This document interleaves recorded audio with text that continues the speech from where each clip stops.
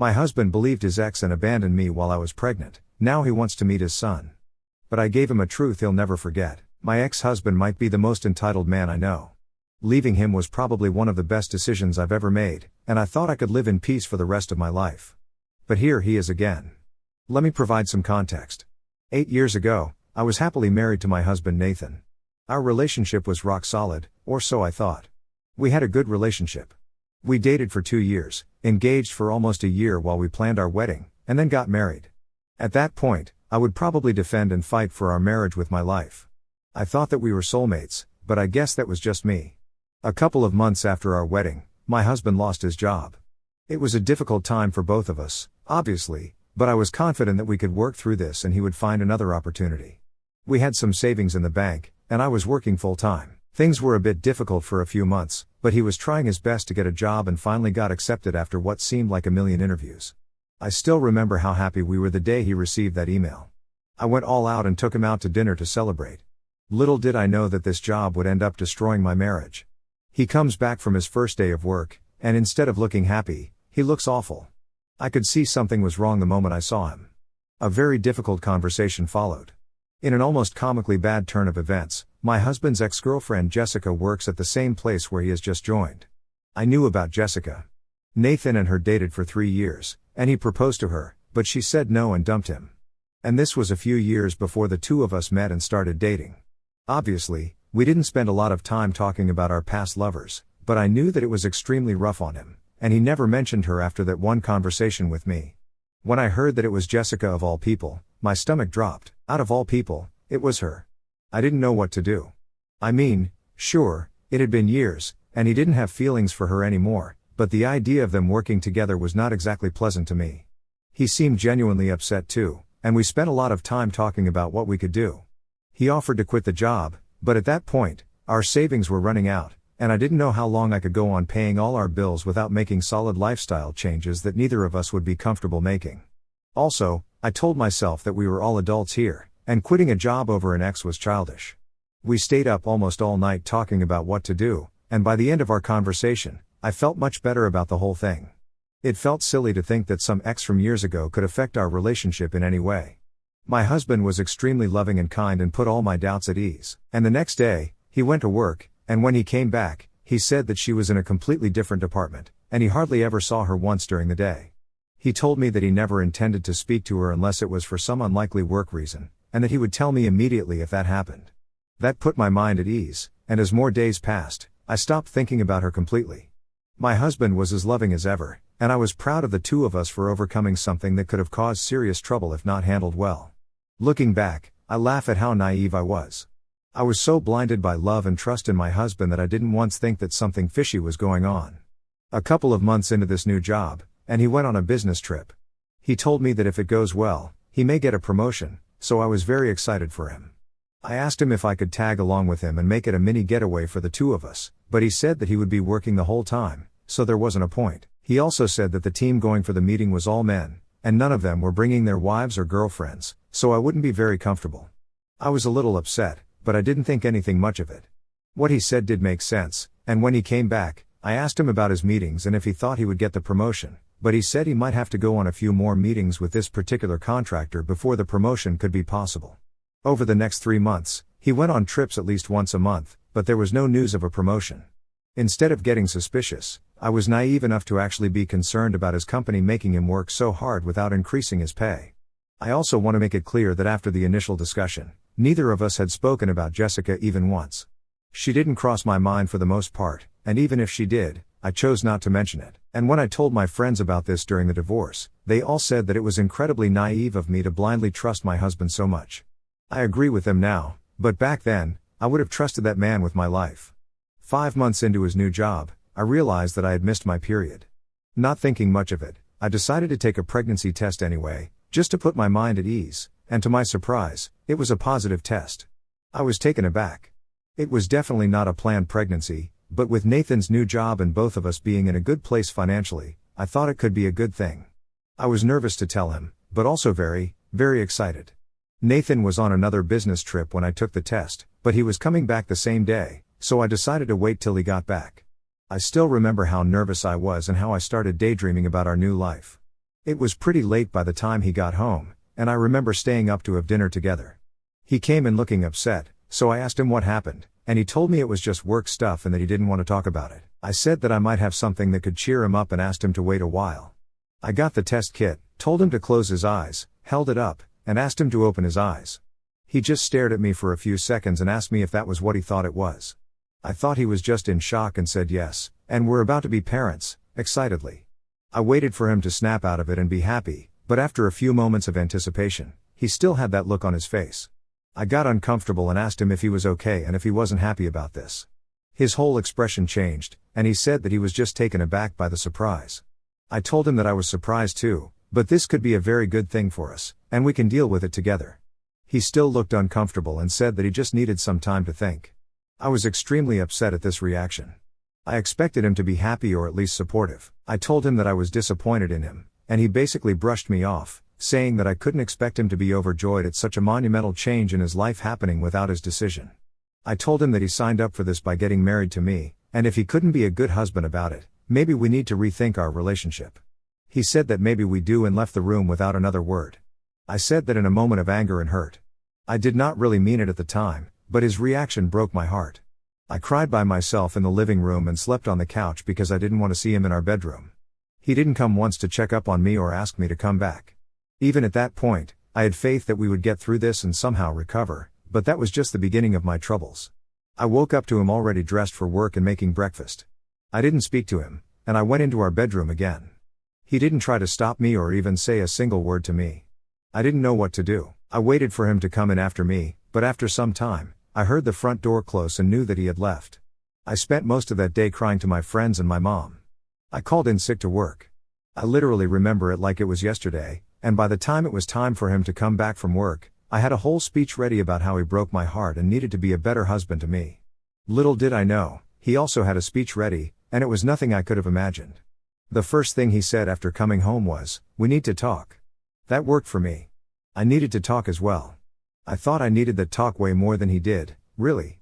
It turns out he had the surprise of a lifetime for me.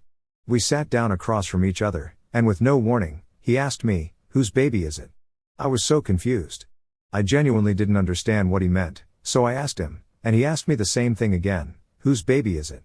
I will never forget. I asked him what he meant and said that obviously it was our baby. What else could even be possible? He told me that we were past that point, and I should just admit the truth and get it done with. I was starting to get scared at that point. It started to feel less like a joke. I told him again that it was obviously his baby, and I didn't understand why he was even asking me such questions because I had never been anything but loyal to him, and he had never acted this way before. He refused to make eye contact with me and said that that was when I still cared about our relationship. I'm pretty sure I was already crying by then. I kept telling him that I love him and that there was nothing more important to me than our marriage, but he just kept repeating the question. He must have asked me a dozen times, and each time I was as clueless as the first time. He told me that if I couldn't be honest with him, there was little left to do because he was not raising another man's child and living with a lie. I was sobbing and kept telling him I had never even thought of another man since I met him, and I didn't understand what I did to deserve such allegations. He said that with the way I couldn't wait for him to leave the house and go on business trips, it told him everything he could want to know about my loyalty. I was too confused to even speak. Every single time he left for work, I got sad and told myself to be an adult and support him in his career because I remember how hard it was for both of us when he lost his job. Every single time, I stopped asking to go along with him after the first few times because he always said that he was busy constantly and didn't get a minute to himself till late at night. I stopped calling him more than once a day when he was away because he wouldn't pick up and texted me that he was with clients. All I did was put him first, only to hear him say that I wanted him away to spend time with another man. It felt like a slap to my face. I felt sick to my stomach, and I almost thought I was in a bad dream of some sort. I told him all of this, and he said I shouldn't waste time making him look like the villain because he was tired of feeling unwanted and wouldn't let me make a fool of him. He said that ever since he started working and traveling, I have been distant and didn't make him feel wanted. He said he hated coming home because I didn't even look happy to see him, and he felt like I was happier when he was not around. I kept telling him he was wrong and this was just a huge misunderstanding, and I was just trying to be a supportive wife. He kept saying that I was hiding someone and preferred to spend time with him instead of being in our marriage. I asked him if he had any proof of these things that he was saying, and he said that he didn't need proof to see what was obvious to anyone with half a brain cell. I didn't even know what to say to that. I kept saying I have not been with anyone, I have spent most days that he was here either at home or maybe once or twice I went out with my friends, and he could check my phone if he wanted to.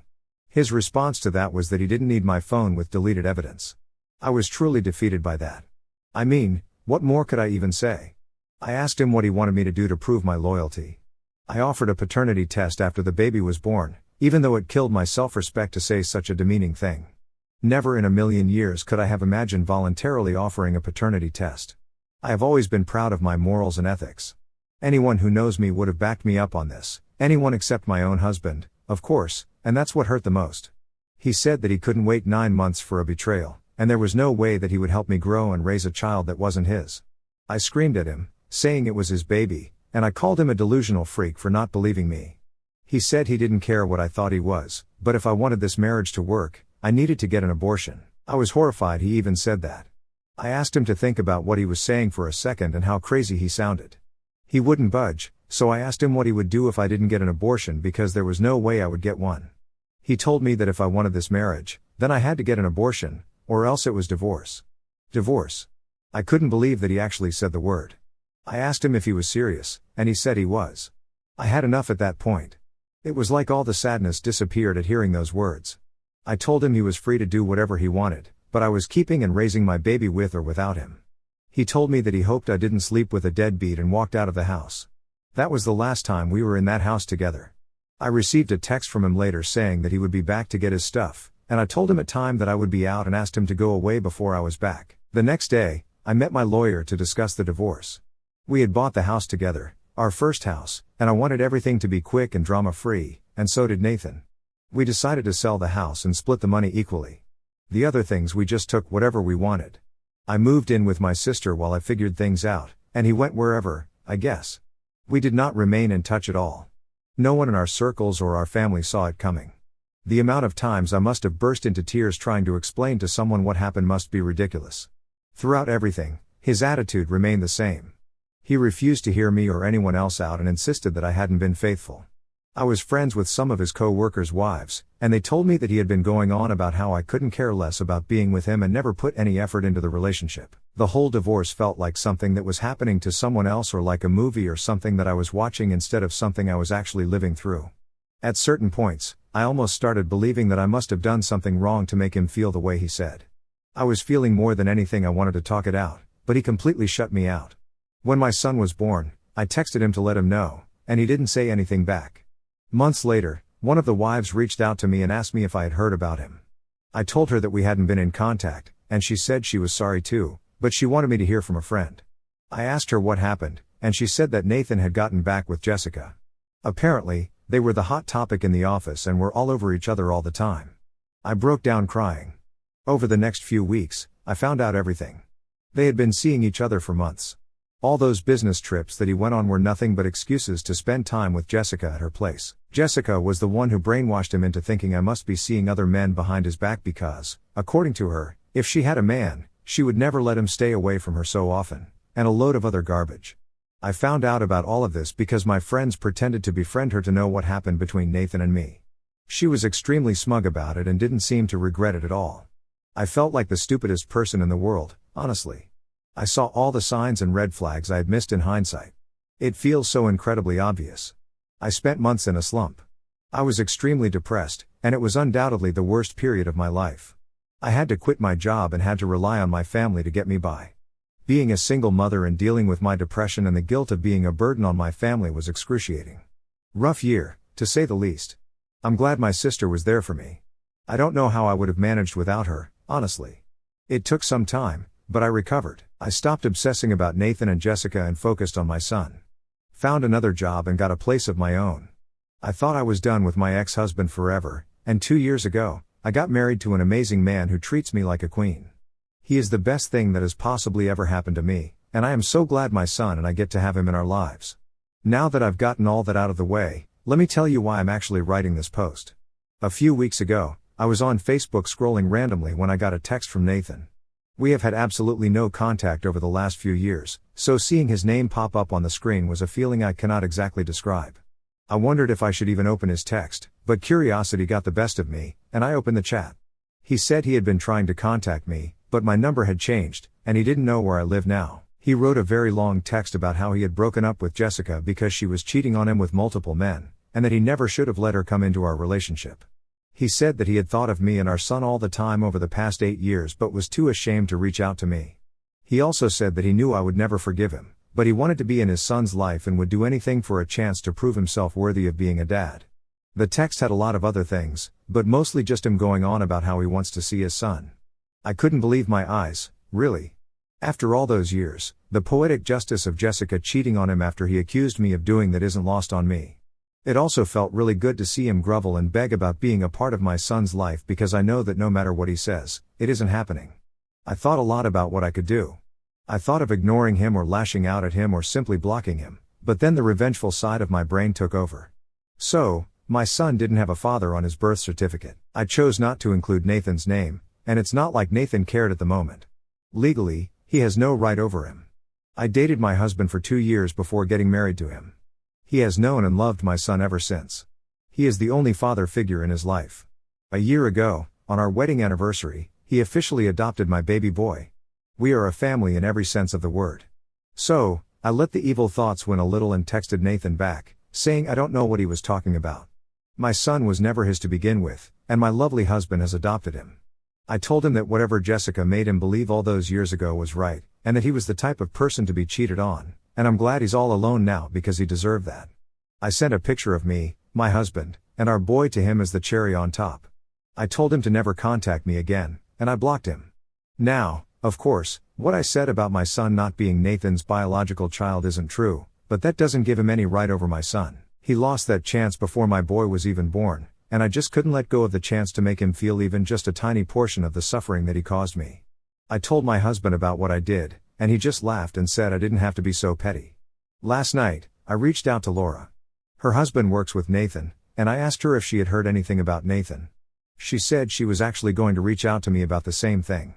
Apparently, Nathan hasn't been doing so well. He had shown up to work drunk multiple times and almost got fired.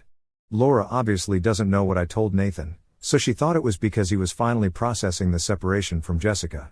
They broke up months ago. I just listened to everything and pretended to be shocked at what she said. I thanked her for being a good friend. I haven't told my husband about this yet, and I can't tell any of my friends before I tell him. I've been feeling kind of guilty. Maybe I took things too far. Ida, I do have a bit of an update on the whole Nathan situation. Laura reached out to me again and said that apparently he had a full-blown fight with Jessica in the office one night when they were both working late. He had apparently created a big scene, and multiple people saw them pushing each other around and being extremely problematic. Both Jessica and Nathan got fired very quickly after that, and no one had heard from either of them ever since. All I feel about the situation is that I'm glad he redirected his anger towards Jessica and isn't trying to drag me into the situation in any way. I don't want to deal with him ever again in any capacity. I decided to tell Laura about what I told Nathan, and she seemed a bit concerned. I mean, we both hate Nathan for what he did to my son and me, but she thinks that I might have taken things too far, and there's no point in letting things from the past affect him or anyone so much. She is actually telling me to reach out to Nathan again and tell him the truth. She's promised not to tell a word about this to anyone but thinks that I should get the truth out in the open. I don't agree with this for a number of reasons, mostly because I don't care enough about Nathan to put him out of his misery, but also because I don't want him to get angry and try to find some way of getting access to my son. It is unlikely, but you never know. I refuse to take any chances when it comes to my son. He's simply too important to me, and I don't trust Nathan enough to just let something like this go. What I did may have been a little too harsh, but honestly, he was ready enough to believe I was lying to him about my son's paternity back when we were married, so I don't see why this is apparently such a big blow to him now. Since my last update, I've been doing a lot of reflecting, and I decided to have an honest conversation with my husband about everything that happened and what Laura told me. He was incredibly understanding and supportive, which made me feel a lot better. We sat down together, and I explained the entire situation in detail, including the message Nathan sent and my response to him. My husband listened patiently, holding my hand the whole while, and when I finished, he told me that while he understood why I did what I did, he also agreed that it might have been a bit harsh. We talked about the importance of moving forward and not letting the past affect our present happiness. This conversation really helped me put things into perspective, and I realized that while I may have been a bit harsh, I don't regret standing up for myself and my son. Nathan made his choices, and now he has to live with the consequences. I might have to work on this resentment that I feel towards him, though, because my husband says that it's not healthy, and I kind of agree with him. But that's my business, and so is my family, and I don't see why Nathan has to be a part of it. After talking with my husband, I decided to reach out to a therapist to work through some lingering feelings about Nathan and the whole ordeal. It's been really helpful to get a professional perspective and to start letting go of the past. I'm doing this for my own marriage and not because I care about Nathan or anything. I feel that to be a better wife and a better mom to my kid, I need to let go of the past completely. Some of you had also suggested if I had been to therapy in the past, and I got to admit you guys were right. As far as Nathan is concerned, I haven't heard from Laura anymore after the last time, and I'm not interested enough to ask about him again. I don't care how he is. He's a grown adult and should take care of his own issues. Personally, I'm doing great, and that's all that matters to me. I'm glad he reached out to me and got what he deserved.